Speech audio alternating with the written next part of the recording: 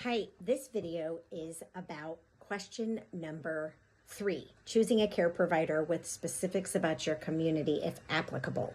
So for my client, what I probably would ask them about is, have you ever investigated a midwife or using a doula before? Maybe depending on what pregnancy they're in. I think what I found is this information. So I went online and I looked up. There's only a few midwives that I found in my area. I'm in St. Louis, Missouri.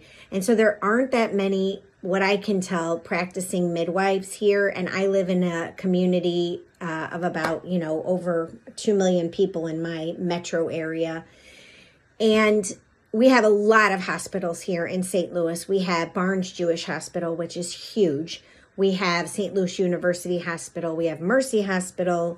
We have St. Mary's Hospital. We have St. Luke's Hospital.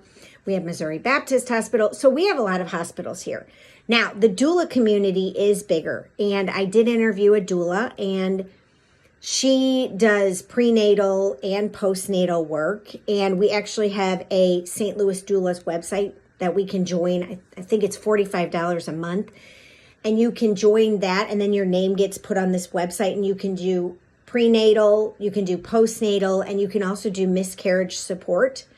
So that's fascinating. I also love when it comes to choosing a care provider, and I did interview a woman who's pregnant and she doesn't have insurance, so she really doesn't have a care provider, but I love this IndieBirth Care Options quick comparison chart. And I think this is really important because it kind of lists everything that is available or the different types of situations.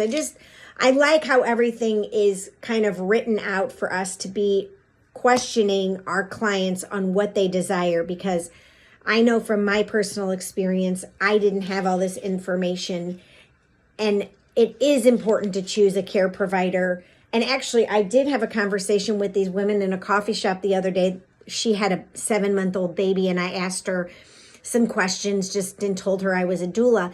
And what I found fascinating was, I said, I never personally wanted to have a man being my OBGYN. And both these women said the same thing. They said, why would we want a man doing our OBGYN work? And I said, yeah, they don't know what it's like to have a baby. They've never been through any sort of labor, delivery, birth, things like that. And so I think, again, and this is just kind of like my last video, I think when you help open a woman's consciousness about what's possible for her, and that she doesn't have to do all these things maybe that are so protocol or so indoctrinated into the medical regimen of what we're supposed to do. I think for the people that I encounter, I really start to ask them, is this something that you really want? Or why did you choose it? Or why do you not want it?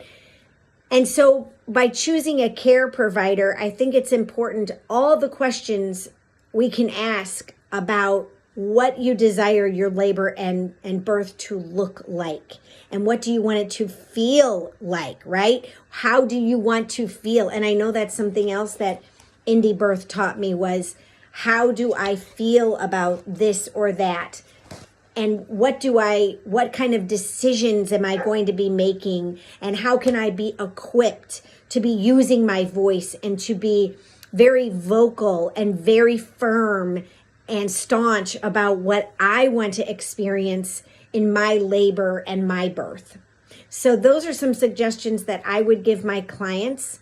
And again, I think doulas here, especially at Barnes Jewish, they are looked upon as helpful. And I had a doula, and I was at Missouri Baptist, and my doula seemed to have a fine experience there. She was a professional, and she is an RN.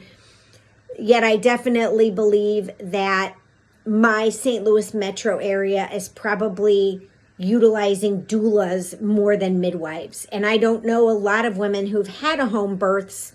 I don't know anyone personally who's had a home birth here in St. Louis, but I'm sure there are women here. But I'm talking about this to women, and so it's interesting. So, okay, thank you.